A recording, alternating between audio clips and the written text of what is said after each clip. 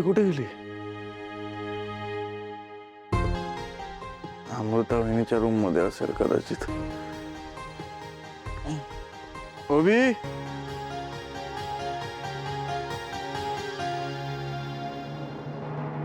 ओवी,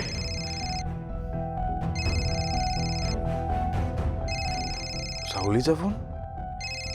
अरे हा, ओवी तर सावलीकडे आहे. विसरलोच मी. हा सावली, बोल. सगळं ठीक आहे ना? काही प्रॉब्लेम नाही झाला ना तिकडे? एक मिनिट, शांत व्हा. ओवी मॅडम मजेत आहेत, तुम्ही अजिबात काळजी करू नका. सारंग, मी तुम्हाला एका महत्त्वाच्या कामासाठी फोन केला होता. अच्छा, काय, कसलं काम? मी आत्ताच एक जाहिरात पाहिली, म्हणजे या मुलांनीच मला दाखवली. त्या जाहिरातीत असं होतं की वारीत यंदा अंध मुलांसाठी गाण्याचा कार्यक्रम आयोजित केलाय आणि त्यासाठी बालगायकांची निवड सुरू आहे. मी आयोजकांशी सुद्धा बोलले, पण कार्यक्रम अचानक ठरल्यामुळे आपल्याला ओवीला घेऊन परवाच पंढरपूरला निघावं लागेल. परवा? परवा शक्य नाही आहे सावली. अगं म्हणजे मला जरा एक केस संदर्भात जरा बाहेर जायचं होतं, काम आहे, नाही होणार. अहो नाही, तुम्ही अजिबात काळजी करू नका. ते ॲप्लिकेशन आहे ना, ते आम्ही गुरुकुलातर्फे भरणार आहोत. त्यामुळे ओवीची टीचर म्हणून मला तिच्यासोबत जावंच लागेल. मी असेनच तिच्यासोबत. अच्छा, तू आहेस तिच्यासोबत.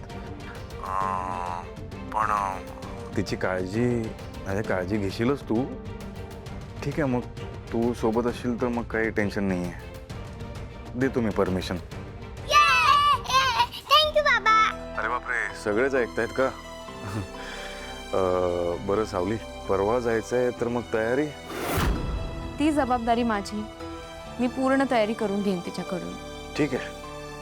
ओवी, ऑल दी बेस्ट. थँक्यू बाबा. I love you. Thank you superhero. I love you. Thank you Sarang. Thank you.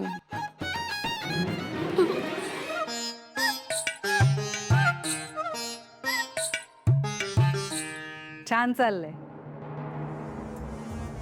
नाही, रोज सकाळी असा फोन करतोस तिला? हां, नाही ते अगं ओवीच्या गाण्याचा कार्यक्रम आहे ना, त्या बाबतीतच बोलत होतो. ते आलं लक्षात माझ्या. पण एक गोष्ट विसरतोयस तू.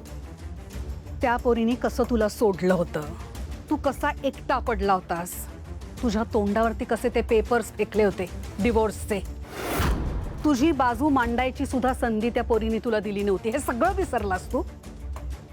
आणि आता तुझी इथवर मजल गेली की ओवीला तिच्या घरी राहायला पाठवलंयस तू. अगं ओवीने हट्ट धरला होता, मला काही नाही करता आलं.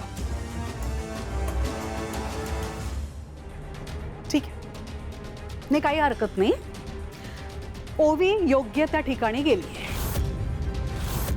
म्हणजे काही नाही, ती तिथे गेली आहे ना, तिला तिथेच राहू दे, परत आणायचं नाही.